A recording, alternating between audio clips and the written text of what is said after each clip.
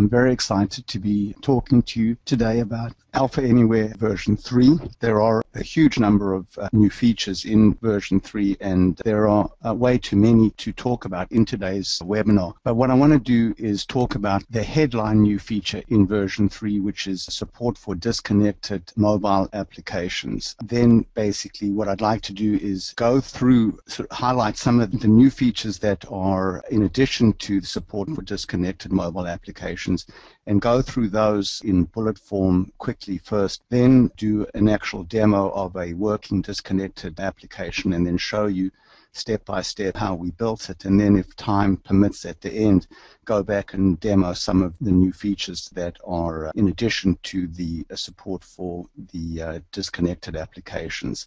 So one thing that I do want to make sure that I emphasize strongly is that in building support for disconnected applications, we added a lot of new functionality to the list control. And I realize that many developers are not yet building mobile apps with disconnected functionality.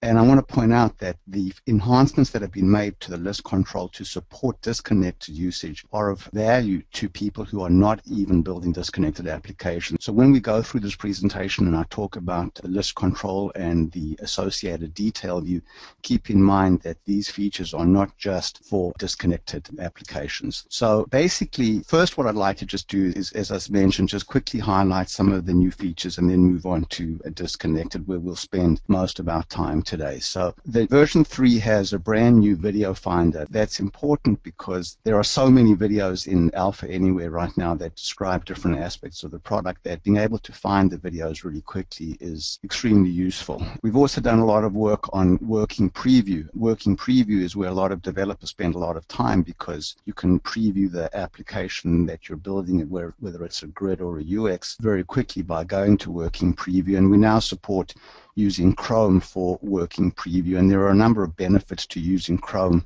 as your for working preview, because number one, you get better performance. Number two, you can disconnect the working preview window and move it onto a second screen and keep it open while you're making changes to the properties of your component, and then specify that the disconnected working preview window has live updates. So every time you make a change to a property, your preview window updates automatically.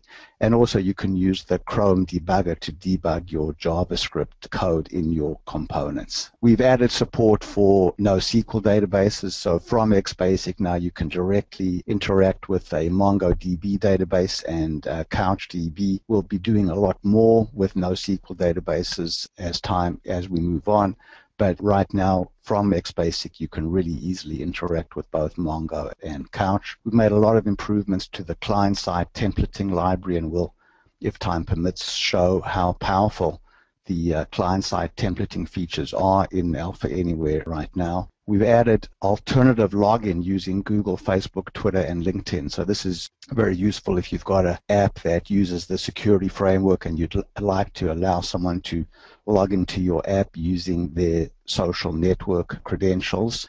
We built support for curl directly into Alpha. So from XBasic now you can call into the curl object. So curl is a very popular product that for making REST API calls. So a lot of the documentation that you read for various REST APIs that you'd like to interact with are all given using curl examples. So now directly from XBasic you can make calls into the curl object, which is now a first-class XBasic object. We've added a JavaScript syntax checker, so in real time as you're editing your JavaScript code inside your components, you can get indications of whether you've made any syntax errors. We've added interactive shell commands, so directly from the interactive window you can execute commands such as dir or change dir.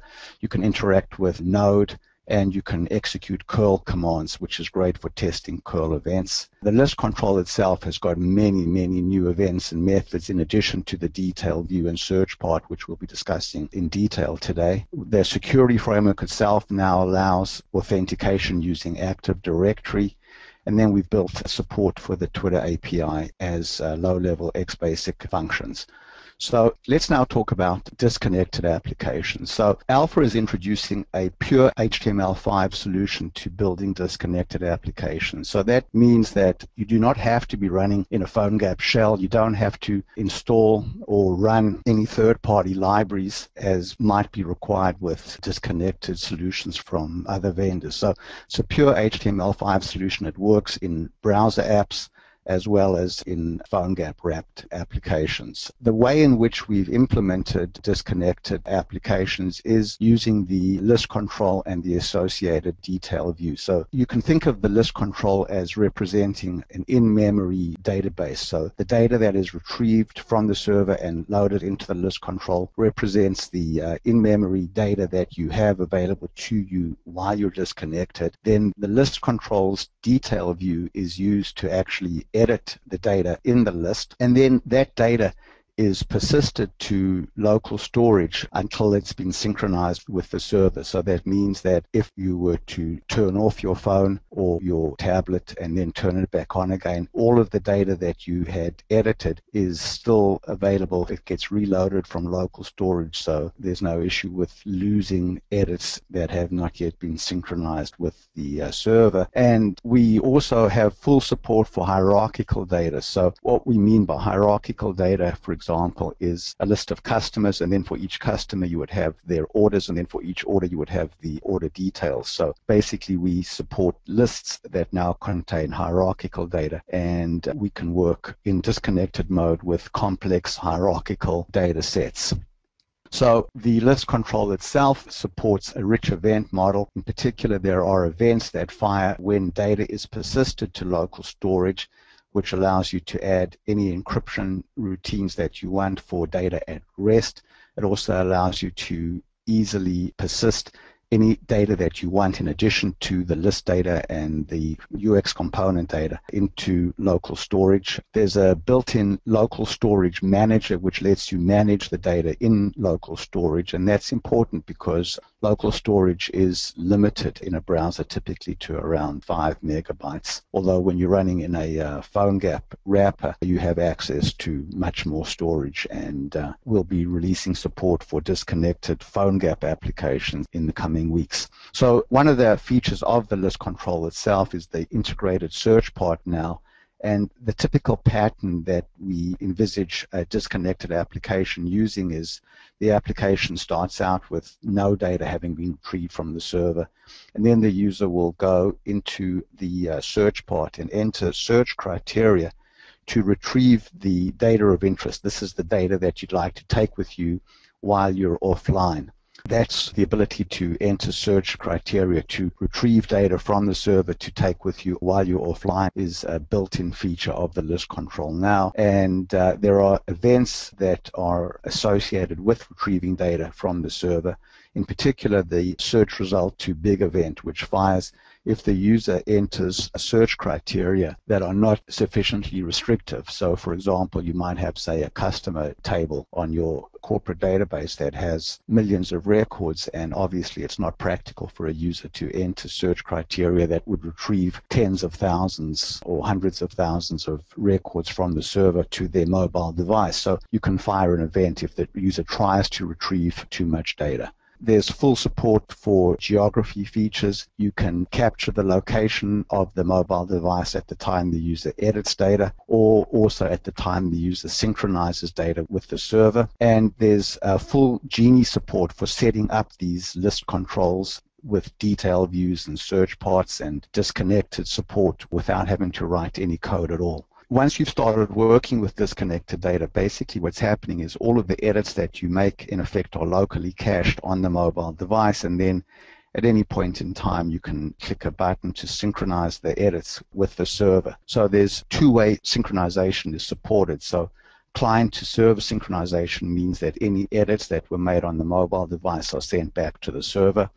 And server to client synchronization means that any edits that were made on the server subsequent to you loading the data onto the mobile device gets sent back to the mobile device. But a server to client synchronization involves sending just the changes, so that's a much smaller payload is sent typically to the client than would be on the initial search. If your list controls are based on SQL databases, then Alpha automatically generates all of the SQL to update the server databases when you perform a synchronization operation. But we also support the ability for lists that are not based on SQL data, that might be based, for example, on web services or just custom XBasic code, for you to write your own synchronization handlers. Most importantly, in our support for disconnected data is the automatic handling of write conflict errors. So one of the key issues in adding support for disconnected applications is how you're going to handle write conflict. So a write conflict arises when two different users edit data and one user commits his edit before the other user gets a chance to commit the edit. So the UX component has built-in support for write conflict error resolution, and you can either let the user resolve the write conflict by deciding which value to use, or you can write XBasic code to programmatically handle write conflicts, in which case your XBasic code will handle the write conflict and the user won't even be aware that a write conflict took place because your code handled the write conflict itself. Automatic handling of server-side validation errors as well. So you might be editing data offline, but then when you try to synchronize it, a server-side validation error would fire and reject an update. So that's all automatically built in. And then when you synchronize data, you can synchronize data in batches, which is useful. For example, if while you were disconnected, you had edited several hundred records, you would want to synchronize that in batches so that the user could get feedback as to the progress that was being made on the server in synchronizing the data. There's full transaction support, so when you're dealing with, for example, with hierarchical data, say customers, orders, order details, and you're synchronizing edits, say to a customer record, an order record, and order detail, all for that customer. If there's any error in the synchronization, edits that were made to the customer record and the order record get rolled back if, for example, there was an error in updating an order detail record. And there's a very rich event model on both server-side and client-side events that take place during data synchronization. So what we're going to do now is actually go over to a working mobile application that supports, that is built for disconnected. And what I'm going to do now is I'm running this application right now on my iPod Touch, and I'm going to reflect the iPod Touch onto my screen here so that everyone can see it. So let's go here and bring up the application. Here's an example. This is a very simple mobile app. So this is going against a MySQL database that has Northwind data in it. So you can see here that we've retrieved data from the server.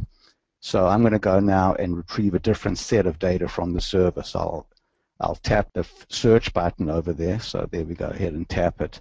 And let's go here and type in, say, UK, and UK, and then say fetch data from the server. So now what's happened is the phone has gone back to the server to retrieve some data. So now what I'm going to do is tap on this row here and now go and edit this value. So let's go here and put an S in at the end of that and hit save, and then hit save now. And now what you can see here is this little icon here to indicate that this row has been edited but not yet synchronized. So I haven't yet pushed these edits to the server. So now I'm going to go here to a different row, and let's go there and make an edit over there, and then hit the save button. So now you can see we've got two rows that have been edited, but we haven't yet pushed any of these changes to the server. So now what I'm going to do is actually exit this application and then restart it. So I'll go here and let's just switch to some other application so I can restart it, and then go here and kill this application. So I'm going to basically go ahead and kill the mobile app that I'm running, and now go back and relaunch it. So I'm relaunching the application right now. And what you see is when the application gets relaunched, all of the data that had been retrieved from the server is retrieved from local storage. And here are my two edits that have not yet been pushed back to the server. So now I'm going to go ahead here and click the synchronize button.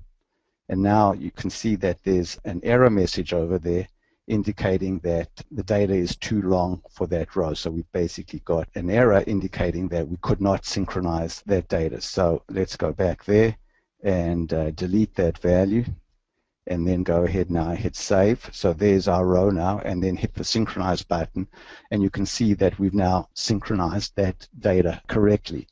So next what I'm going to do is, as I mentioned, this is running against a MySQL database on my server. So I'm going to go over here, and here is the MySQL data that we're currently looking at. And I'm going to go to this record here, BSEV over there, which currently says B's Beverage Services. And I'm going to make a change now. So I'm going to go here and change that to CC, and then go ahead and save that record. So now the mobile device here doesn't yet know about this change because we haven't done a server to client synchronization yet. So I'm going to go ahead now and click this button over here, which is the server to client synchronization. And you can see now that what happened was the edited data from the server was retrieved, and we now basically have our mobile devices now up to date with our client device. So this is what the application looks like on an iPod Touch. What I'm going to do now is turn off AirPlay on this device and then switch to an iPod Mini, so you can see how the same application looks slightly different on an iPad Mini. So I'm going to switch now over to my iPad Mini here and turn on AirPlay. So now here's that same application running on the iPad Mini over here, and you can see now that basically because we have more space, we're showing the data for the list control on the left and the detail view of the list control on the right, and that's all happening automatically. And then in addition to filtering data from the server, we've also got local filtering over here as well. So I can go there and, for example, type in Paris, and then hit search. And so now basically I'm looking at one record of the 10 records that have been fetched from the server. We go back there and clear that. And so that's basically the local filtering going on. So what we've shown over here is basically the ability to edit data while we're disconnected. We've shown how when the application is exited and restarted, all of the edits that had not yet been synchronized with the server automatically get restored from local storage. And basically what we've done over here is demonstrated a disconnected application that was basically set up without having to write any code ourselves. So let's go now back to Alpha and start from scratch and essentially build an application similar to this one over here. So I'm going to go here to the web control panel, and I'm going to start out now by creating a new UX component. So I'll create an empty UX component, and I'll go to the control section. As mentioned earlier, the basic building block of a disconnected application is the list control with the associated detail view. So I'm going to start out now by choosing a list control, and I've got two choices here. I can either use the new list control quick setup Genie, or I can go and set this up by hand. So I'm going to choose to use the quick setup Genie, get me a real quick start here. So I'll go here and I'll say that my connection string is Northwind, and then I'll choose the table, which is the customer table. I'll choose the fields that I want to have available to me while I'm disconnected. So those are the fields that I'd like to have available. Then I can go here and turn on the detail view. Now the detail view can either display all of the records that are in my query or a subset of them. So I'm going to choose all of the fields in my query. And then the list itself can also display all the fields that are in the query or just a subset of them. I'm going to just choose a subset of them. Then I'm going to specify that this list control has a search part, and then I can choose the search part style. So we basically have three different styles for the search part. There's individual controls, which allow you to enter distinct values, say for the city field or the country field. So this is very much like the search part in a grid, if you're familiar with the grid component. Or you can choose a single keyword search, in which case you can just enter a search value into a single field, but the search will be performed across multiple fields. Or you can choose query by form, which means that the detail view fields are also used to enter your search criteria. So I'm going to just choose a single keyword field. And then I'm going to say that the search is going to take place in all of these fields. So when I type in a value into the keyword field, we're going to be searching across all of these different fields in the query. And then I'm going to specify here that we want to delay populating the list until there's an active search. So this pattern here of delaying populating the list until there's an active search is very common in mobile applications, as mentioned earlier, because typically your server database has got a large number of rows, but you only want to bring down a subset of the data to the mobile device. So I'll go ahead now, and then I'll specify that I want to turn on disconnected support. So I'll go here and say persist list data to local storage. So having used the Genie now, when I click the OK button, you'll see that Alpha generates a whole bunch of controls here for me automatically. So this is what I would have had to have done manually had I not used the Genie. So you can see here what's happened is we've got a list control, and the list control has been pre-configured now with the SQL statement, and we've also pre-configured the fact that this list control has a detail view and a search part. You can see here that the detail view controls have been added over there. So if we go over to the detail view, we can see that this has all been pre-set up here by the Genie. He specified that the detail view is based on a field map, and this is how the controls in the list control map to the controls in the detail view. We've also specified here that the search part is a single keyword search. So you can see that all of these fields now got filled in for me automatically. So I'm going to go ahead now and just save this, and then demo 1, and go ahead now and run it. So we haven't written any code right now. All we've done is just use the Genie. So here's our list control. It's a little bit narrow, so we'll make it a little wider. But you can see that there's no data in the list control right now, and that's because we configured the search to delay populate until there was an active search. So I'm going to go here and type in, say, USA right now, and then hit search. And basically, we've gone now to the server and fetched the records for the USA. But recall that we also turned on support for persisting the list. So if I exit the application now and then restart it, you can see that all the data that we retrieved has been loaded from local storage. So I'm going to go back now. Let's go here and make this, say, 7 inches wide, and then go back into list properties. And you'll see here that in the list properties, that because we used the Genie and we specified in the Genie that we want to persist data to local storage, that this checkbox here has been checked. So this is the persist data to local storage checkbox has been checked now. And then if we go to the list properties here and look at local storage here, we can see that there's a section now in the list control called local storage, and we can give all of the keys that are stored in local storage a namespace of our own. If we don't give it a namespace, then a default namespace will be used. And then you can see here we specified that when the component is loaded, we'd like to restore the data that's in the lists, and we'd also like to restore the variables. So let's go here and give this a friendly namespace. I'll just go here and say ns demo, namespace demo, and then save this and then run it again now. So now when I run it again, there's no data because we changed the key value for the local storage. So I'm going to go here and type in, say, MA, and then type in UK and hit search. And now here's my detail view displaying the data. So now I'm going to go there and make an edit, hit the save button. You can see now that this is now an edited row. Then I'm going to scroll, say, maybe to the very end there, and this time I'm going to hit the delete button. So it says yes. And now this is now indicated as a deleted row.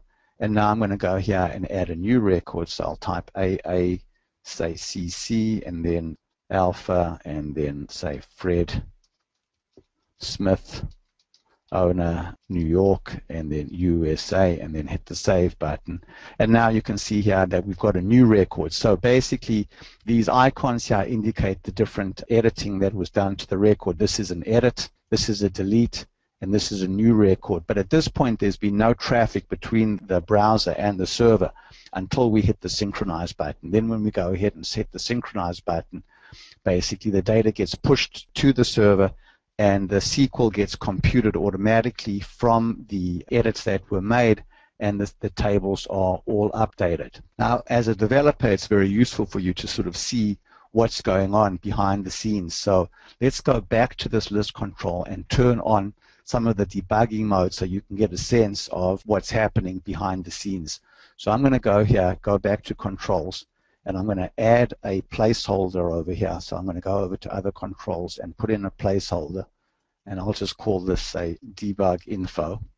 And I'm going to display some debugging information here in this placeholder.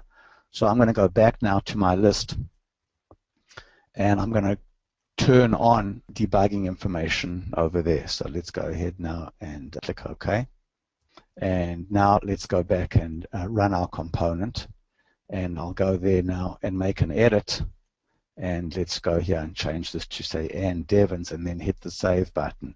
Now, actually, I'm not seeing my, sorry, did I do that correctly? Detail view. Oh, I didn't specify the placeholder there. So let's go here and set the placeholder correctly. And go ahead now and run this again. So let's go here and make that sales agents, hit the Save button now. So now what you can see here, because I've turned debugging information on, you can actually see the JSON data that is inside this row over here. So you can see that what we've got inside this row is all of the data right now. So there's the current value that I edited in contact title and the current value in contact name, so Ann Devons and sales agents. And then you can see here inside the JSON data is all of the original data here. So this is the data that was in the list when the data was retrieved from the server. And this information here in the old data is actually what's used to check for write conflict. So I'm going to go ahead now and then hit the synchronize button, and you can see now the data got synchronized. So in order to simulate a write conflict here, so we can go to the server and make an edit to the data after the user had retrieved it. So I'm going to go here and refresh the data, and let's go here to say this, let's go here and to say this record CONCH, okay? So we'll go back now to the data, CONSH, and we'll make a change. So that record currently says London. Let's go here and change that to, say, London X. So now what's happened is some other user has made an edit to this city field over there. So now we can go here to this record here and change this to London Y, hit the Save button. So at this point, we don't know that there's a write conflict because we haven't yet synchronized the data with the server. So now I'm going to go ahead and press the Synchronize button. And you can see now I get my write conflict. So the user interface automatically shows the user that there's a write conflict, and we can go here and resolve the write conflict. So we can either use my value or their value. If I use their value, this record will no longer be dirty because it's now updated with what is correctly showing on the server. But if I use my value, then the record is still dirty, but now when I synchronize it, you'll see that there's no problem synchronizing the data. So what we've shown over here is how the write conflict can be handled with the user participating in the resolution of the write conflict. But as mentioned earlier, write conflicts can also be handled programmatically. So if we go back to the list control now and go over to detail view and look at table properties, we can see that there's this very rich event model that is exposed to you as the developer. So there are events that fire before an insert, before an update, before a delete, after an insert, after update, and after delete, and then also on write conflict. So this is an XBasic event that's going to fire if a write conflict on the server is detected. And inside this event, you as the developer can choose to resolve the conflict programmatically rather than having the conflict bubble up through the user interface. So the ability to really inject developer code into the write conflict resolution gives you a huge amount of control over how write conflicts are handled when disconnected data is synchronized. So let's go back now and look at some of the other properties that the list control and the detail view expose. So one of the things that's interesting about the synchronization policy is the control that you have over it. So right now the synchronization policy says that when the user makes an edit to the data, we're not going to push any edits directly to the server until the user clicks the synchronize button. But you can, if you want, basically specify that every time you make an edit, I'd like to go ahead and push those edits to the server immediately if there's a connection available. So you'll see now that once I've checked that box, if I go back and run this component again now, and let's go here and make an edit to this record. Now, as soon as I press the save button, you'll see, if you watch carefully, that little orange icon will display there very briefly and then go away, because what happened was, as soon as I saved this data, because we're connected to the server right now, the data was pushed immediately through to the server. You can also specify in your synchronization policy that not only do you want to push edits from the client to the server immediately, but every time that you do a client-to-server synchronization, you'd also like to do a server-to-client synchronization. So that means that any edits that were made by other users to data will be pulled from the server and reflected back in the list. So the synchronization policy is powerful. The ability to synchronize data in batches is very useful. And if you synchronize data in batches, you can specify, for example, what the batch size is, and then you can also specify where a little progress bar will be displayed showing progress of the batches, and then you can specify whether the user should be allowed to cancel synchronization before the entire job has completed.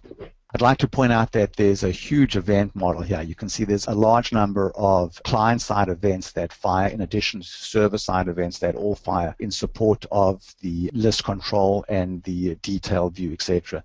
So the ability to inject code and customize the behavior is great, and you'll find that very useful. And you know, a number of other properties here give you a great deal of control. You can control all of the CSS that is being used to display dirty rows, edited rows, new record rows, etc. So you've got a large amount of control over that. And then again, on the search part, you've got all sorts of control here about the search part. So previously, we mentioned that there's support also for hierarchical data sets. So let's go look here at some hierarchical data and then go and show how that was set up. So I'm going to open up this component over here. And you'll see in this component that we have three list controls. We have a customer list, we have an orders list, and we have an order details list. And when we go ahead and we run this, you can see I've configured lists to not show any data until there's an active search. I'm going to go here and type in, say, USA, and then click search. And you can see now that what's happened is we've gone and fetched data for customers, and then for each customer, we've gone and fetched the orders. And then for each order, we've gone and fetched the order details. So I can do edits now to any one of these tables and then synchronize the data. So, for example, if I were to go to, say, this table over here, the order details, and change the price to, say, 4.5, and then hit the save button, you can see that this row now is marked as dirty. But you'll also see here that this row's parent row, the order, has been marked as light orange, which indicates that this row itself is not dirty, but one of its children is dirty. And then similarly, if I scroll up here, I'll see that this row is also marked as light orange dirty, which means that this particular customer is not dirty, but one of its children is dirty. Now, if I go ahead and click the synchronize button, those edits are all pushed down to the server, and Alpha computed the SQL update statement for the order details table. Had there been an edit to orders, there would have been a SQL statement for that, and had there been an edit to customer, there would have been a SQL statement generated for the customer table. So it's interesting to look and see what's actually inside the list data for the parent list, the top level list. So I'm going to go ahead here and say show data. And so now here I am, I'm looking at the data over here because I have debug mode turned on. I'm looking at the data that's actually inside this record over here, this Great Lakes. So you can see what we have is there's the customer record information over there, and then embedded in this record are all of the orders. So there's the first order, order number 10258, and then embedded in that order are all of the order detail records. So here are the 3 order detail records. So this data has all been pre-fetched from the server and is sitting now on the mobile device. So if we go ahead and actually run this in a browser, so we can actually watch the traffic going back and forth between the server and the client, we'll see here that I'm going to turn Firebug on now, so you can actually watch server traffic going on. So now I'm going to go here and type in, say, UK, and then hit search. So you can see there's an AJAX callback that took place to the server to retrieve the data. Now the data that got retrieved is this hierarchical JSON data. So what happened behind the scenes is Alpha ended up doing SQL queries against 3 tables, against the customer table, the order table, and the order details table, and then converting all of those results into a JSON document that has the hierarchical data. So now you can see if we go and we start making edits here, so we'll go back to console. Let's go and change this from, say, Victoria Ashworth, and go ahead and hit save. Then let's go and change, say, this particular order. We'll go and change the order date to 98 over there and hit save. And then let's go to this unit price here and change that to, say, 3 and hit save. You'll see that we've made a whole bunch of edits now. Those edits have all been persisted locally on the device, but there's been no traffic to the server. In fact, there'll be no traffic to the server until I hit the synchronize button if I have a connection. So the point is that I'm working now disconnected, and it's not important that I don't have a connection. So now I hit the synchronize button. So it's at this point that an AJAX callback takes place. But you can see if we look at the data that's in the AJAX callback, a very small packet of data got sent to the server here. So even though we had retrieved a large amount of data, only edits that were made on the mobile device got sent back to the server, and the data on the server was updated. So what we've shown over here is how you can build very rich hierarchical data sets and have those data sets all work offline, have the data all persisted to local storage and have it restored from local storage, and do all of this in a pure HTML5 application with no need for any third-party plugins or complicated frameworks that might be necessary in some other solutions. I think that I've covered most of what I'd like in this limited time about building list controls with detailed views and supporting disconnected applications. I just want to point out once again that these list controls with detailed views are as useful for just regular web developers who are not interested in mobile applications at this point. So the ability to basically create a detailed view, an updatable detailed view for a list control, is a powerful new feature in version 3, regardless of whether your interest is in disconnected mobile applications or not. Now, there's a small amount of time left, and I'd like to spend the remaining time going through some of the other new features that we have in version 3. So one of the things that I mentioned was that there's a new video finder, and so I'll go here and open up the video finder. And you can see now that the video finder itself opens up very quickly compared to the old video finder.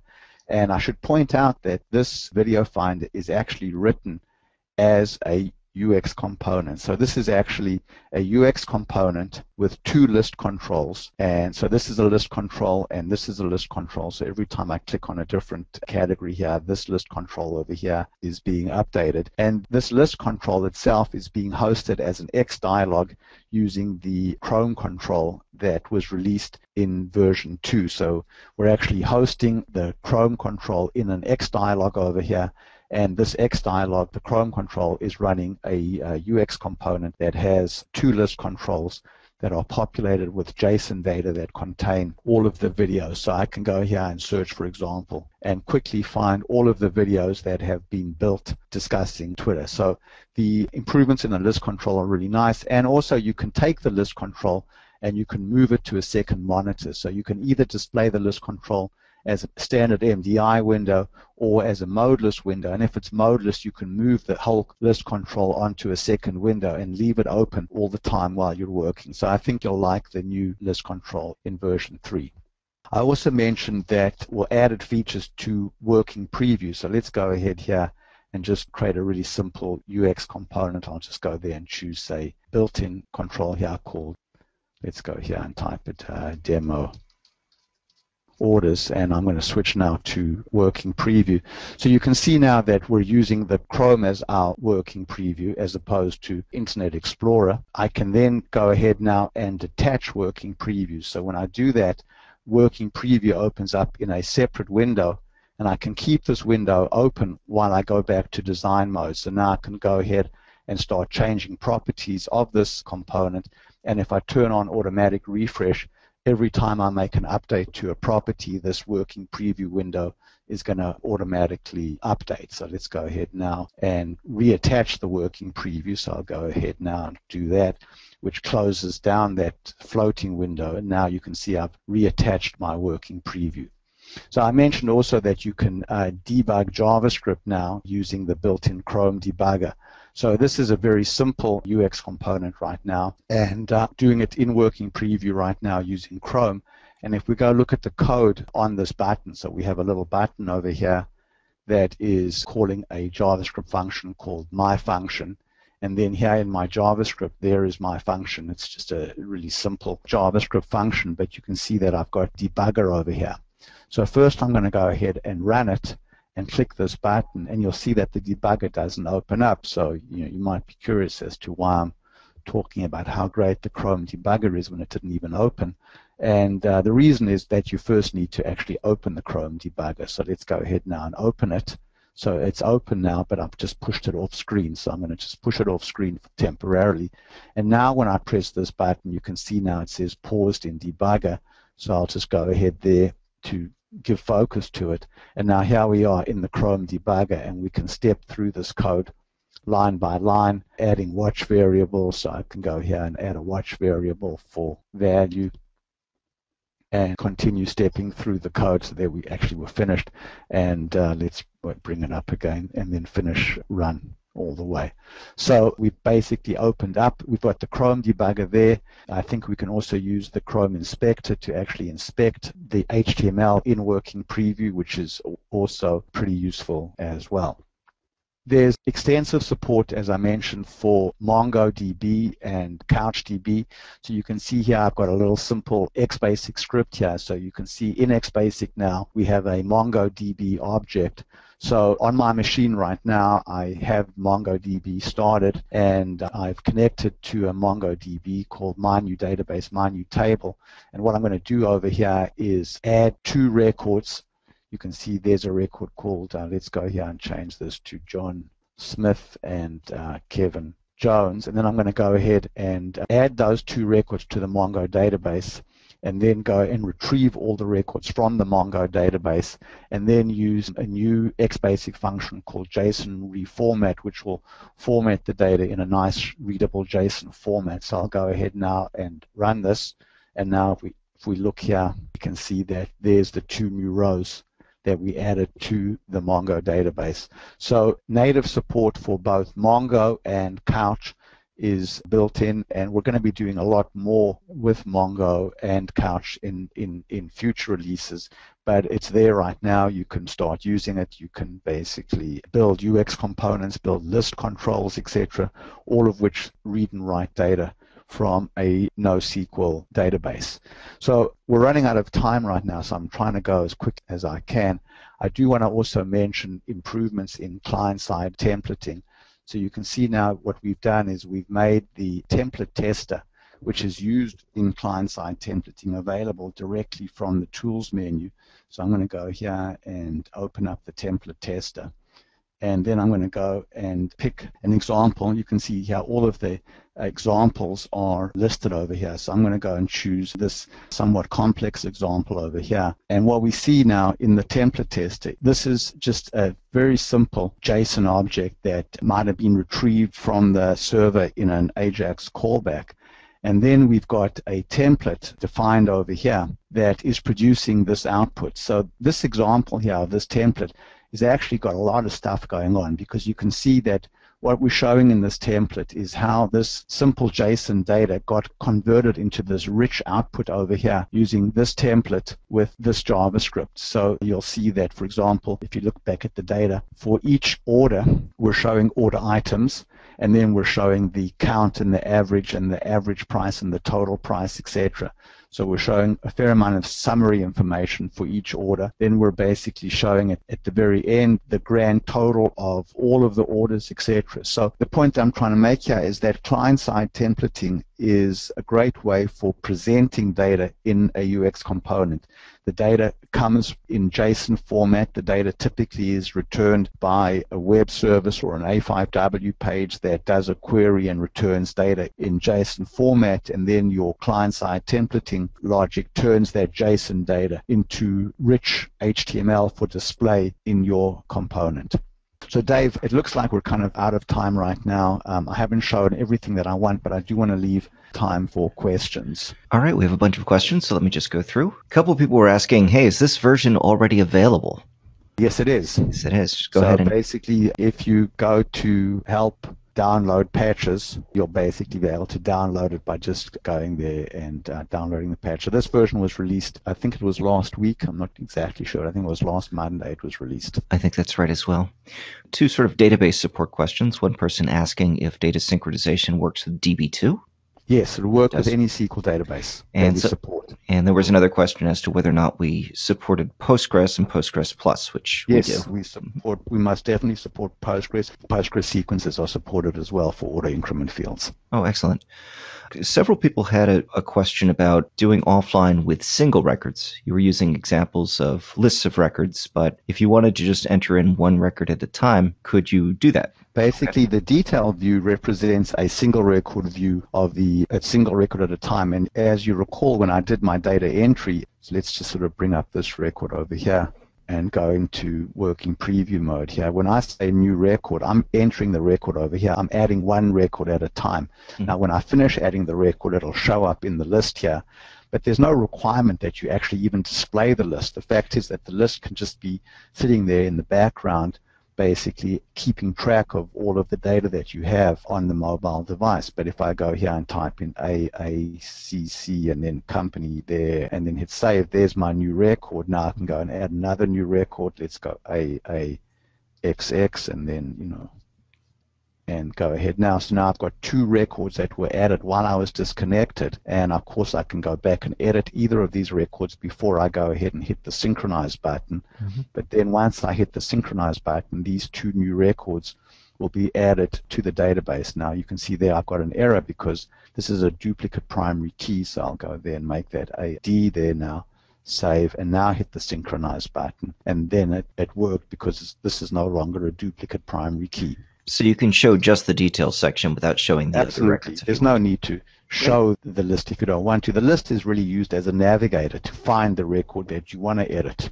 We had a couple questions about local storage. One person asked sort of what the mechanism was behind it. Was it some sort of XML file or database or something? Local storage is part of the HTML5 specification, and you can put anything that you want into local storage. So if you look here in this component over here, I've actually added something called the local storage manager. So if you scroll down here to define controls, you'll see that one of the built-in defined controls is the UX component local storage manager. So I'm going to go now and run this here. So here's my local storage manager, and I'm going to say show all keys. So these are all of the keys that are currently in local storage. And if I say show, so you can, for example, this key over here has 3,700 bytes in it. And if I say show, you can see that this is the JSON data that is currently stored in local storage. So local storage is just a bunch of key value pairs. It's a built-in HTML5 standard. You can read and write data from local storage using standard JavaScript, and you can put anything that you want into local storage. So in our case, we're putting basically the JSON representation of the list data into local storage. But not only are we putting the list data into local storage, but we're also putting the current state of all of your variables. So what I mean by that is if I go here, for example, to this row over here, and I make an edit to London and to UK, and I don't commit it, I did not press the save button over there. And now I'm going to exit the application and rerun it. So now you can see that the edits that I made to London and to country, the twos here, have been persisted in local storage and restored from local storage, and now I can go ahead and press the save button. So not only do we persist the list data, but we also persist the state of all of the variables in local storage. And if I go here and say show keys for this application, this particular UX component used 3 different keys in local storage. It used one called list, which has this list data over here. It had another called variables, which has the current state of all of these variables. And then it has basically info, which just has some information about the keys, like basically information about what this app is called, what its version number is, etc. But the point that I want to make is that local storage is a standard built-in HTML5 feature. Now, what we're going to be releasing support for in a few weeks' time is if you're running your app in a PhoneGap wrapper, then instead of writing to the browser's local storage, we're going to let you write to the device's file system. And once we do that, then you'll have a much higher limit as to how much data you can put into storage, because, as mentioned, the local storage on the device is limited to about 5 megabytes. Excellent. So moving off disconnected and the list control for a second, 3 people have asked about Active Directory and if that's going to be supported in this version. Yes, it is. Active Directory is in this version. Excellent. So that basically allows you to authenticate against Active Directory, and you can also import users and groups from the Active Directory. And can you point people to where they'd find documentation on that? Yes. So basically, if you go here to View Release Notes, and then let's just go here and say ACTIVE. So there's the videos on it, and let's go Active Directory and then click here for more information. So here's all of the documentation on using Active Directory. So there you go. Great.